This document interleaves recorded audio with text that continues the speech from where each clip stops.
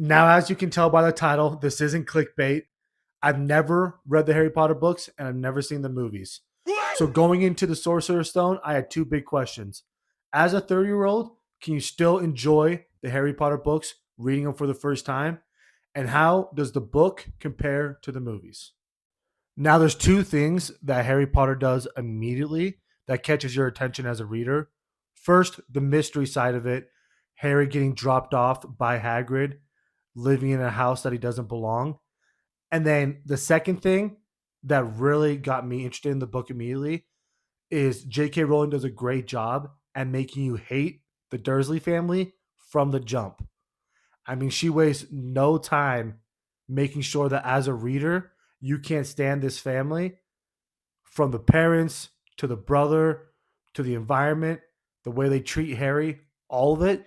You hate them from the beginning.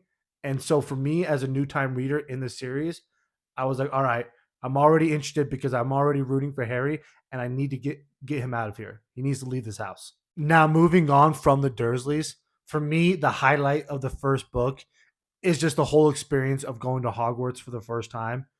For the first time, Harry figures out how he actually gets on the train, all the magic behind it, getting his wand for the first time.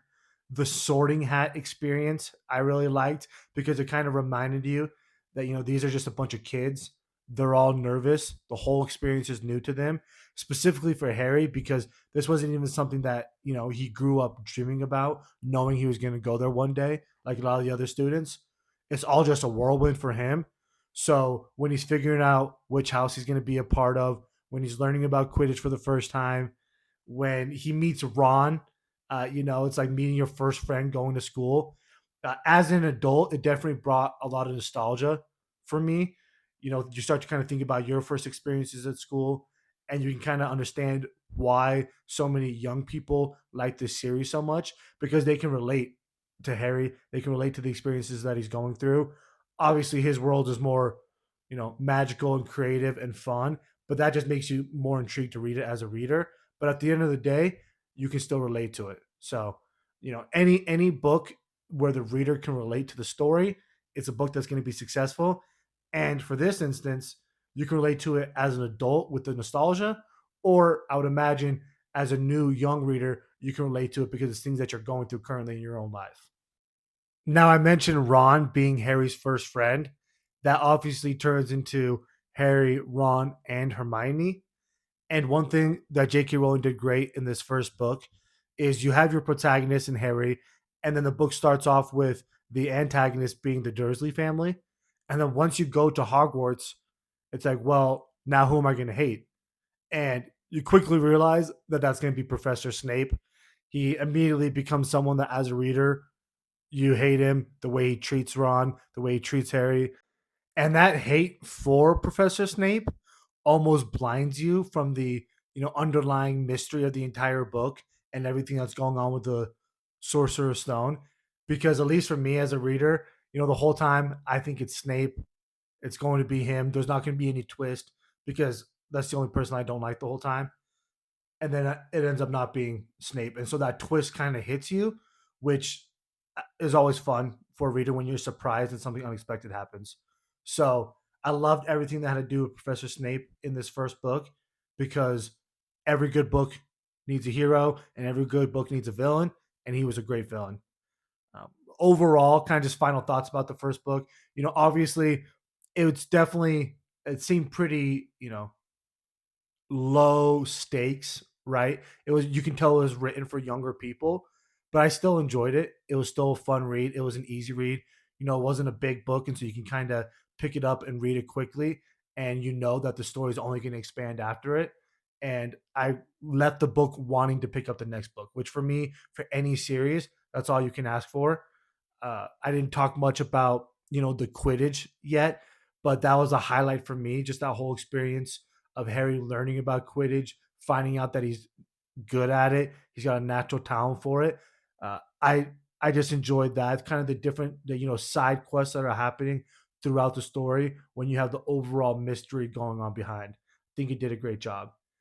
In terms of the movie, I would say, I mean, now I'm going to be that guy, but I definitely enjoyed the first book over the movie, but that's not to say that I didn't enjoy the movie. Some standouts for the movie is first the actors that they picked, like looking back, I mean, they did an incredible job. It almost shocked me when I watched the movie for the first time and I saw just how young all the actors and actresses were in the first movie. And obviously it makes sense, right? Because they're kids going to Hogwarts for the first time. But growing up, whenever I thought of Harry Potter, I thought of the older adult version of Harry Potter. And so when you watch the movie for the first time, you're kind of shocked at just how young Harry and everybody else is. But the movie, especially for when it was made, I thought it did a great job in terms of fitting everything in. I remember when I was first watching the movie, and there was actually one specific part, the scene where Harry, Ron, and Hermione, and in the book, they're, escaping at nighttime and they're trying to find the Sorcerer's Stone and they're figuring out who's guarding it. And they go through the whole experience of being chased. And I remember reading it, and it's like, it took it was a good portion of the book, that experience. It was like a full chapter. And then in the movie, it kind of just like cuts straight to Hermione being like, "That's the last time I go out with you two," and it's very fast.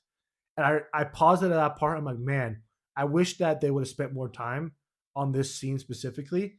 But then I looked at the overall length of the movie, and it's like 2 hours and 40 minutes long. So I can't really argue that the movie should have been longer because it was already such a large movie. And so overall, you're not going to fit everything that you want into the movie. And I think for what they were able to work with, I think they did a great job. So overall, I'm going to give the book a 4.0 on Goodreads, and I'll give the movie a 3.5.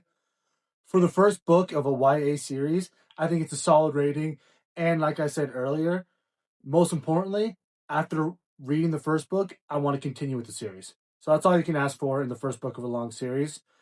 Now, for those of you that don't know, this video is actually part of a playlist. You can check out the first video of a series called Filling the Shelf.